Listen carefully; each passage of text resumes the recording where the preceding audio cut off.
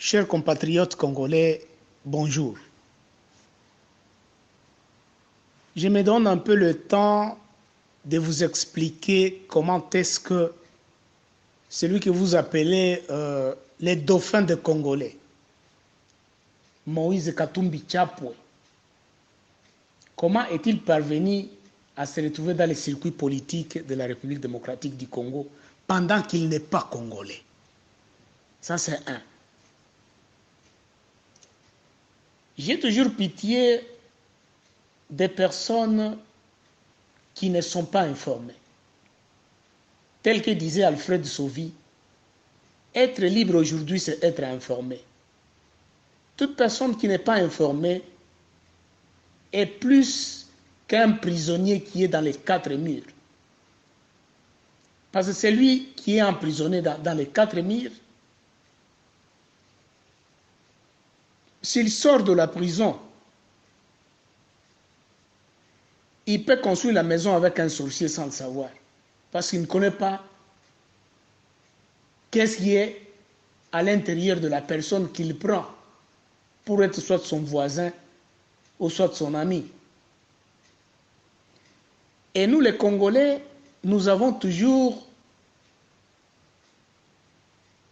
une mauvaise façon de prendre les choses.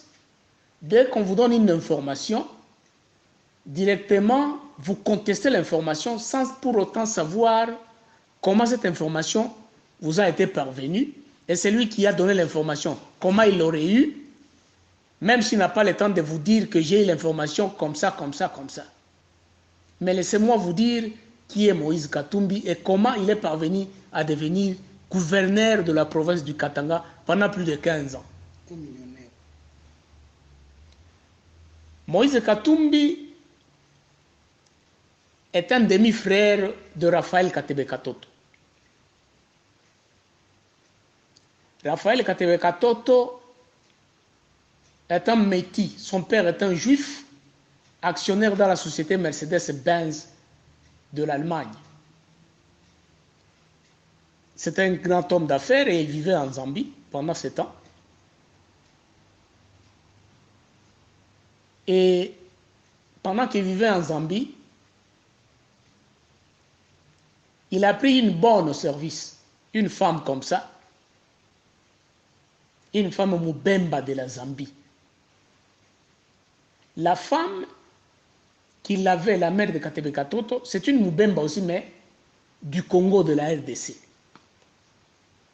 Donc, quelque part, on dirait que Katebe Katoto, il est 50% congolais et 50% juif. Mais Moïse, il est 50% juif, 50% zambien. Il n'a jamais été congolais. Comment il est parvenu à voir le jour? Moïse a vu le jour quand le patron de sa mère a couché avec elle, et en couchant avec elle, cette bonne est tombée grosse, et de cette grossesse, Moïse Katumbi a vu le jour. La façon dont il a grandi, la façon dont il a étudié, tout ça, on ne connaît pas, mais les origines, c'est ce que moi je vous présente. À partir de ce moment, Katebe Katoto a su que bon, mon père a fait un autre petit garçon. Ce garçon-là, ça doit être nécessairement mon frère, un demi-frère, comme on l'appelle les Français. Il est arrivé à un certain moment où les Américains et les Britanniques ont pris la décision de faire partir Mobutu du pouvoir. En prenant cette décision, ils ont été induits en erreur par nos voisins Tutsi rwandais qui vivaient en exil aux États-Unis d'Amérique, qui leur avaient confirmé qu'ils seront capables de faire partir Mobutu. Et dès que Mobutu part du pouvoir, ils prendront le pouvoir de ce pays, ils dirigeront ce pays au profit des Américains. Et c'est ce qui a été fait. L'AFDEL sera créé. Quand l'AFDEL a été créé, c'était une alliance qui était à 100% Tutsi. Alors, Après un certain moment, ils ont remarqué que quand ils vont amener la guerre au Zaïre pendant ce temps, cette guerre n'ira nulle part parce que les acteurs en scène sont tous des étrangers et que les Zaïrois n'accepteront pas de voir les Rwandais venir envahir leur pays abusivement comme ça. Ils vont les barrer la route. Ils se sont arrangés pour chercher quelqu'un, un Zaïrois d'origine, qui pouvait les accompagner dans cette histoire-là. C'est pendant ce temps qu'ils sont allés tomber sur Kissa Sungandu, qui était lui aussi aux États-Unis d'Amérique. Un Zaïrois, mais né des parents immigrés, il a été né en Amérique, il a grandi en Amérique. Mais comme ses parents parlaient un peu swahili parce qu'il était du Zaïre, les parents étaient du Zaïre, Kissa Sungandu pouvait parler en Kiswahili. Ils ont pris Kissa Sungandu, ils lui ont donné l'histoire, voilà, 1, 2, 3, 4, nous voulons faire partir Mobutu du pouvoir. Kissa Sungandu a dit, voilà, je vous accompagne. Ils sont venus, ils sont arrivés chez Museveni, à Kampala, en Ouganda, qui était pendant ce temps le représentant de la CIA américaine ici en Afrique. Museveni, connaissant bien l'Afrique centrale, connaissant bien le comportement des Zaïrois, il a posé des petites questions à Kissa Sungandu. Il a demandé à Kissa Sungandu, est-ce que tu es Zaïrois? Oui, je suis Zaïrois. Quelle est votre province? Je suis du Haut-Zaïre. Le nom de votre village? Il a donné le nom du village. Est-ce que tu connais tes grands-parents? Est-ce que tes grands-parents te connaissent? Oh, ils ne me connaissent pas. Je n'ai jamais été là-bas. Je suis né en Amérique. J'ai grandi aux États-Unis. Directement, Museveni a déclassé Kissasu. Il a dit avec Kissa Sungandu, ça ne va pas marcher. Organisez-vous pour chercher quelqu'un des Zaïrois qui a été un acteur politique, qui a été soit un opposant de Mobutu, qui peut venir composer avec vous pour que vous fassiez route ensemble. C'est ainsi que un certain Massasu Ndendaga, un petit Rwandais aussi qui aurait évolué à Uvira, avait proposé le nom de Musée Laurent Désiré Kabila. Quand il a donné l'histoire de Kabila, Museveni s'est directement rappelé que je connais ce type, je connais son histoire. Et où est-ce qu'il peut se retrouver? Oh, il est en Tanzanie. C'est à partir de la Tanzanie qu'ils ont organisé une délégation pour aller voir Kabila. On lui a donné l'explication parce qu'il lui devenait déjà un simple taximan. Kabila a accepté de faire part de cette nouvelle révolution. On l'a fait venir en Ouganda. À partir de l'Ouganda, Museveni lui a donné le contenu du dossier. On lui a dit, nous voulons faire partir Mobutu. Mais toute l'organisation est déjà faite. Toi, on te prend seulement pour faire véhiculer le message. Donc, on te prend pour un porte-parole de l'Alliance. Tu n'es pas président. Et on n'a pas le temps de te dire qui sera président, mais nous te disons seulement que toi, tu seras le porte-parole de l'Alliance. Kabila s'est fait passer pour un con. Il a accepté, il a dit, ce n'est pas un problème. Si seulement Mobutu partait, parce que moi aussi, je suis fatigué de rester en exil. Je dois rentrer chez nous. Quand il a accepté, on a organisé une visite avec lui chez la reine Elisabeth en Angleterre. Arrivé chez Queen Elizabeth lui a répété la même bouche que tu es là-bas en tant que porte-parole, tu n'es pas président. Parce que l'histoire a été déjà bien organisée. Ils sont rentrés. Dès qu'ils sont rentrés en Ouganda, ils ont décidé de commencer leur guerre. La guerre a commencé. La guerre a commencé avec cette fausse histoire de Banyamulenge qui déclarait une nationalité que personne ne les avait jamais refusée. Après ça, ce n'était plus une guerre de nationalité. Ils ont transformé l'histoire. C'était devenu une guerre de conquête. Ce n'est plus une guerre de conquête, c'était une guerre de pouvoir, ainsi de suite. Ils ont commencé leur guerre. Ils ont pris Uvira, ils ont pris Bukavu, ils ont pris Goma, ils sont allés vers le nord, le Haut-Zaïre. Quand ils sont arrivés à Kisangani, c'est à partir de Kisangani que Kissa Sunga nous proposera à Laurent Désiré. Il lui dit, ces gens nous ont aidés. Et je constate que partout où nous passons, nous sommes acceptés parce que Mobutu n'est plus aimé par la population. Demandons à ces Rwandais de rentrer chez eux. Nous allons continuer la route ensemble, paisiblement jusqu'à Kinshasa. Je ne sais pas quelle mouche qui a piqué Kabila parce qu'il avait besoin de pouvoir. Lui a décidé d'aller trahir son ami auprès des Rwandais. Il a dit aux Rwandais, ce type ici voudrait que nous vous demandions de rentrer chez vous et que nous continuions la route ensemble. Les Tutsis avaient un agenda qu'eux ne connaissaient pas. Directement, ils ont décidé de tuer Kissa Sungando. On l'a abattu à partir de Kisangani. Il est mort.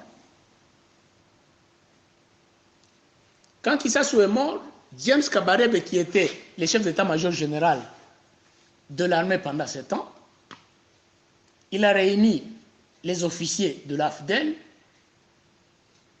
leur demandant d'arrêter la guerre et de proclamer l'Est de la République démocratique du Congo comme étant une nouvelle république et que Mobutu pouvait rester avec l'Ouest. On a posé la question à Kabila. Kabila a dit, bon, je ne saurais pas décider seul, hein. Il faut que je demande le peuple. Une soirée comme ça, ils ont organisé un meeting populaire. Je ne sais pas c'était à quel stade là-bas à Kisangani. Où Kabila a posé la question au peuple.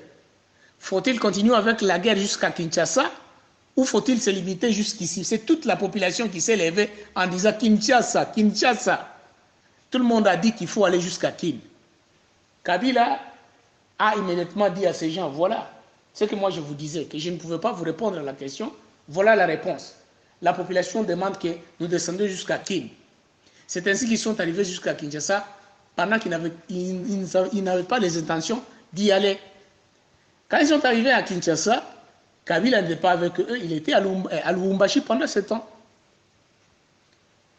Et c'est pendant 7 ans, quand Kinshasa est tombé, qu'il a eu un coup de téléphone en provenance d'un président européen des pays francophones qui lui demanda de se proclamer en tant que président. S'il ne fait pas ça, il va regretter ce qui va arriver à son pays. C'est ainsi que Kabila, à partir de Lubumbashi, s'est proclamé président de la République. Et tout le monde qui condamne Kabila, c'est celui qui a amené les Rwandais. Ils ne savent pas comment il est parvenu à devenir président de la République. On l'a ramassé. Et s'il n'était pas dans ce coup-là, le pays n'allait pas avoir cette intégrité territoriale qu'il possède encore jusqu'à aujourd'hui. C'est à cause de ce Laurent Désiré Kabila que le pays n'est pas parti pour la toute première fois. Ça, c'est un. Quand les Tutsis ont vu que Kabila s'est proclamé pendant que lui aussi était dans le même circuit qu'eux, ils ne pouvaient pas en disconvenir. Ils ont dit, bon, regardons ce qu'il va faire s'il va respecter nos accords. C'est ainsi qu'ils se sont précipités pour signer les accords de l'Emera qui stipulent que le Zaïre devait céder 300 km à l'intérieur du pays pour sécuriser les frontières burundo-rwando-ougandaises.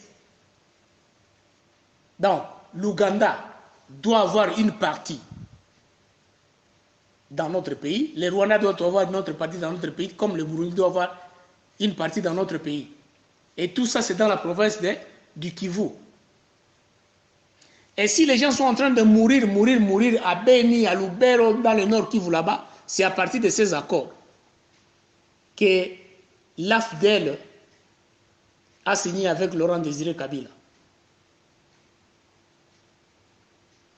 Que Kabila lui-même n'avait pas respecté.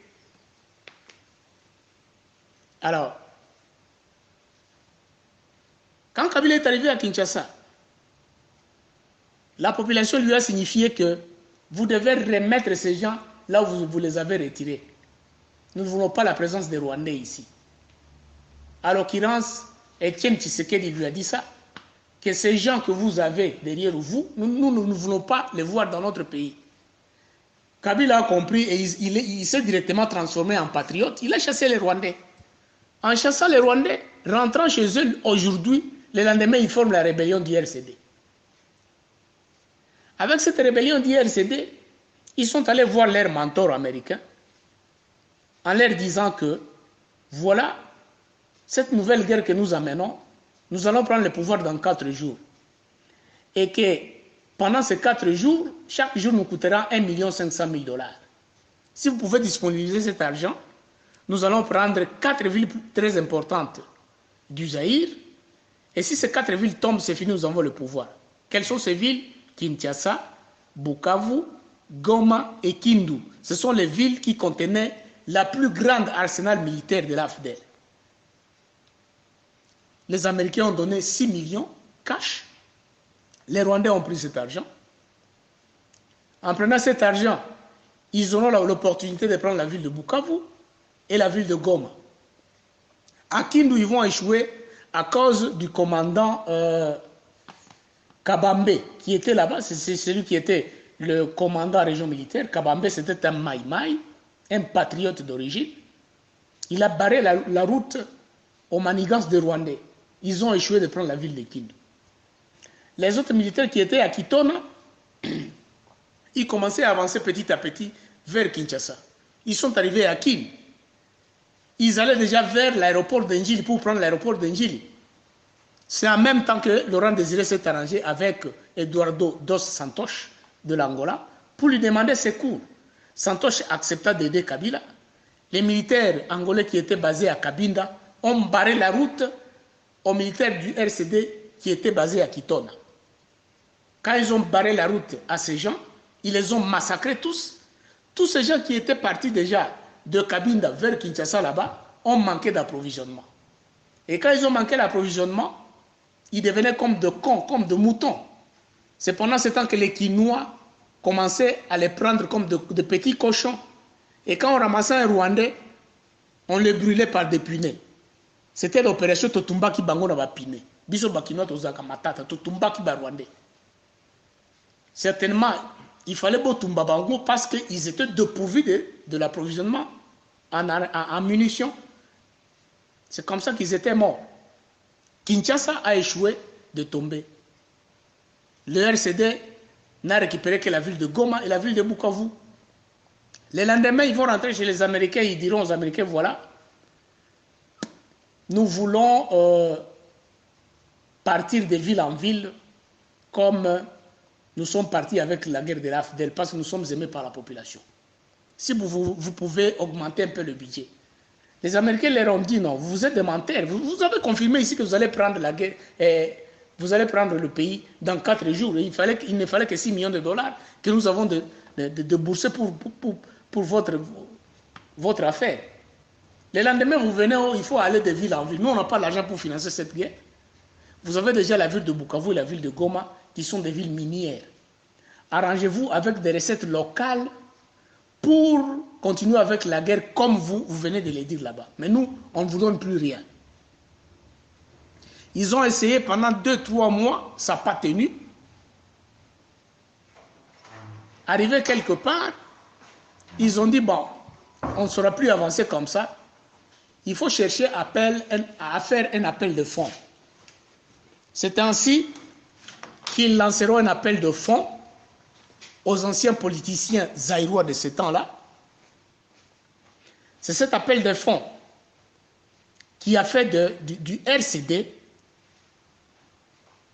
qu'il puisse reprendre la guerre contre Laurent Désiré Kabila. Et qui ont répondu à cet appel de fonds? 4 personnes auront répondu à cet appel de fonds. La première personne, c'était Kengo Adondo qui a donné de sa poche 50 millions de dollars. Il a donné au RCD. La deuxième personne, c'est Alexis Tambo Mwamba qui a donné 30 millions de dollars, qui a donné au RCD.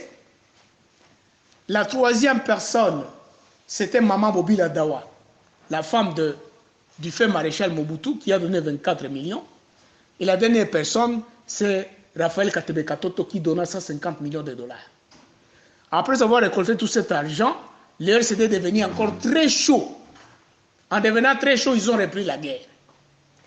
Ils ont repris la guerre, ils sont allés jusqu'à Cabinda, à la frontière du Maniema et la province du Kasaï oriental, avec l'objectif de vouloir faire tomber la ville de Mbujimai.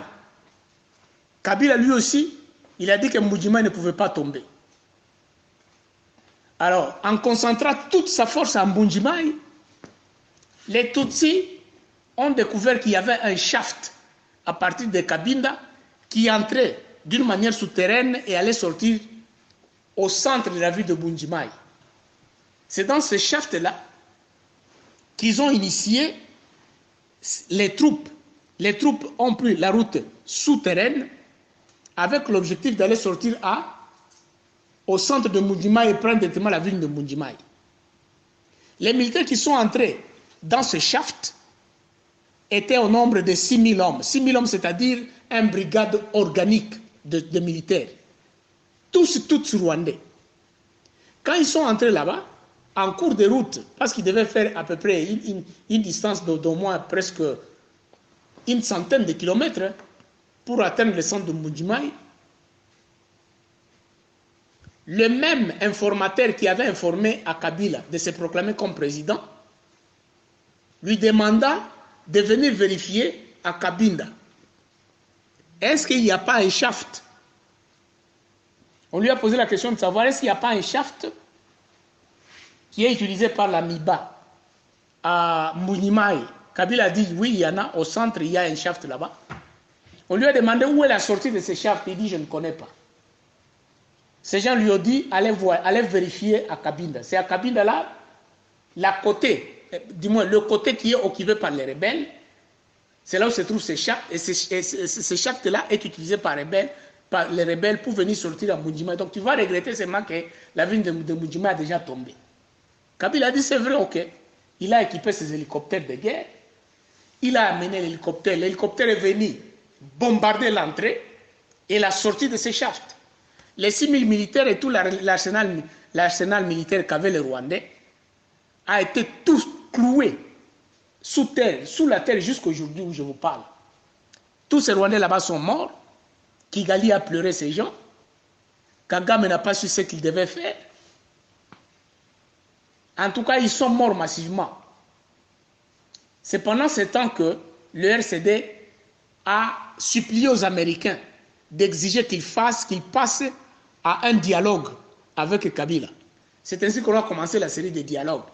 Oh, il faut aller à Addis Abeba, oh, il faut aller à Lusaka, oh, il faut aller à Gaborone, oh, il faut aller à Sand City, tout ça. C'était une façon de chercher à distraire Kabila. En le distrayant comme ça, avec des dialogues, on est parvenu à l'abattre. Quand on l'a abattu, Petit Kajambere a pris le pouvoir comme ils ont préparé. En prenant le pouvoir maintenant, il fallait rétribuer les gens qui ont répondu à l'appel de fonds. Qui sont ces gens?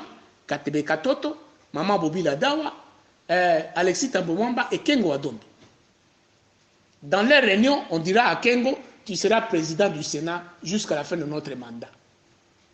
Et Kengo a été toujours président du Sénat depuis ce jour jusqu'à aujourd'hui. Alexis Thambwe Mwamba, tu seras ministre des ministres jusqu'à la fin de notre mandat. Et Alexis Thambwe Mwamba n'a jamais été dégommé de ses fonctions. Il quitte de ce poste pour ce poste. Parce qu'il avait donné 30 millions de dollars pour tuer ses frères congolais.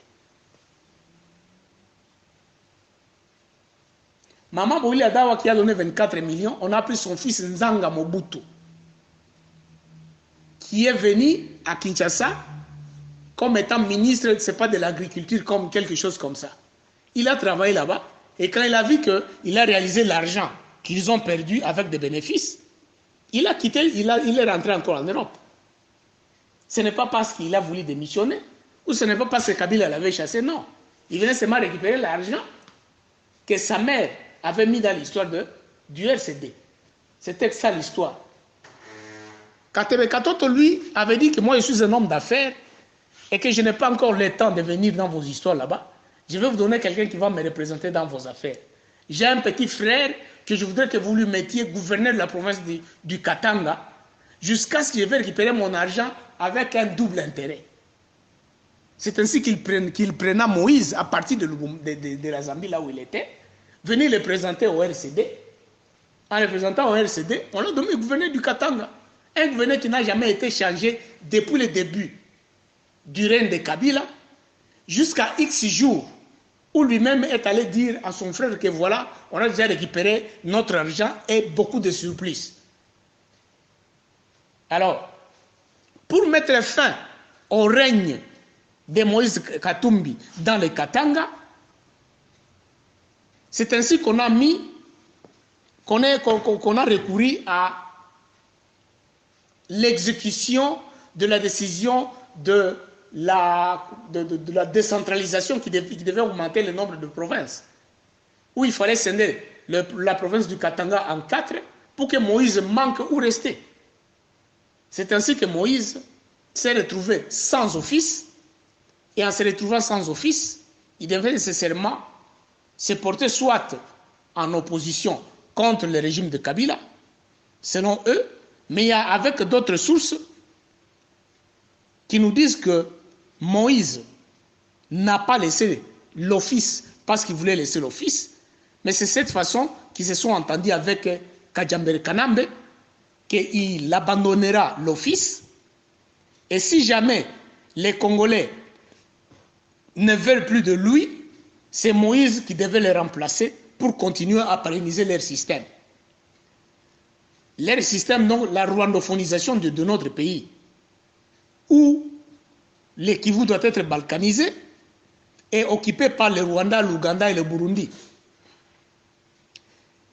Et les gens qui seront des occupants du Kivu, ce ne sont même pas ces pays dont je viens de vous citer là-bas, ce sont les financiers. Qui financent ce système? Ce sont les Juifs, à partir d'Israël. C'est à Moïse qu'ils vont donner de l'argent pour construire des villas dans cette province là-bas. Et après avoir construit les villas, ces gens quitteront maintenant l'Israël pour venir habiter ces villas. Vous avez suivi l'histoire d'un groupe de réfugiés israéliens qui se retrouveraient en Ouganda, hein, dont le gouvernement ougandais a dit qu'il pouvait donner une terre à rester chez lui. Et que sur le plan pratique, vous savez que l'Ouganda, c'est un petit pays qui n'a pas de terre qui peut céder à des millions de personnes. C'est à peu près 6 millions d'Israéliens qui comptent ce nombre de réfugiés. On se demande, ces Israéliens sont réfugiés pourquoi?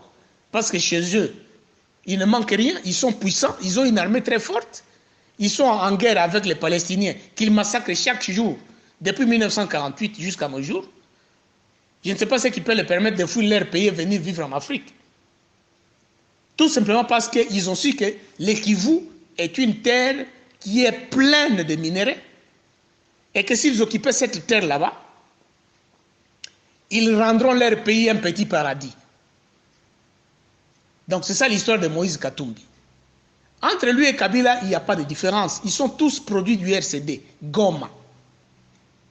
Si Moïse est parvenu à diriger la province du Katanga, c'est parce qu'il était membre du RCD. Goma, hein, introduit par son demi-frère Raphaël Katebe Katot. Arrêtez de nous dire que Moïse, c'est le dauphin des Congolais. Moïse, c'est un persécuteur de notre peuple. Depuis qu'il est passé au pouvoir, avez-vous entendu parler des massacres qui se passent à Beni, dans la bouche de Moïse? Il n'a jamais dénoncé ça. Et il ne pourrait jamais le faire. Ni même les massacres des Kassaïens au Kassai. Il ne peut jamais le faire parce qu'il connaît ce qui se passe. Dès que seulement vous lui donnez encore la chance de prendre le pouvoir, vous allez regretter. Vous allez regretter des morts plus que ce que Kanambe est en train de faire. Donc ce sont tous les oiseaux de même plumage. Arrêtez de nous dire que c'est lui qui viendra faire du miracle chez nous. C'est un étranger qui n'a pas besoin de Congolais. Il n'a pas pitié de la terre congolaise. Il a juste besoin de ses affaires avec ses partenaires juifs. Je vous dis et je vous remercie.